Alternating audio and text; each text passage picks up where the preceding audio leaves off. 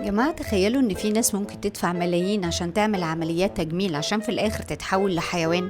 والغريبة ان دول مش مرضى نفسيين كلهم يعني. ازاي؟ هقول لكم.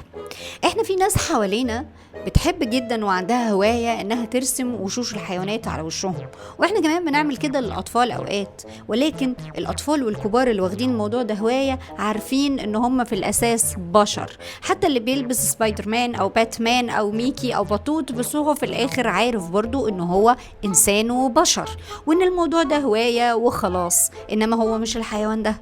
في كمان ناس ممكن نقابلهم في حياتنا، الناس دي عندهم اقتناع ان حياتهم او روحهم كانت مرتبطة بحيوان ما في حياة سابقة، او مثلا من كتر ما هم بيحبوا الحيوانات قوي فمتأثرين بيهم وكده. بس برضو لو اتكلمت معاه هتلاقي عارف انه هو انسان مش الحيوان ده. ولغاية هنا ده ما بيعتبرش مرض نفسي.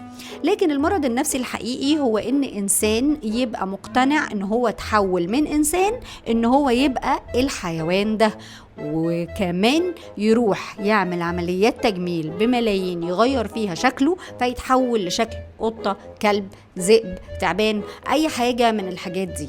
والفكرة كمان ان هو لا بياكل اكلنا ولا بيتكلم لغتنا ولا اي حاجة، هو بيتحول بكل معاني للحيوان ده. الفكرة انه في عشرات من الناس عايشين حوالينا بيعملوا الكلام ده لان عندهم اضطراب من اضطرابات الذهان، او درجة من درجات اضطرابات الذهان، او علامة من العلامات بتاعته. الذهان ده مرض بيخليك تنفصل عن الواقع وتشوف حاجة معينة في دماغك وتكون مؤمن بيها جدا ومصدقها جدا جدا. القصص بتاعت الناس دي مرعبة ومليانة حاجات مثيرة وخطيرة. لو عايزين تعرفوا عنها كتير ابعتولي وممكن اعمل لكم سلسلة احكي لكم واجيب لكم فيديوهات وصور للناس دي وهي عايشة على انها حيوانات.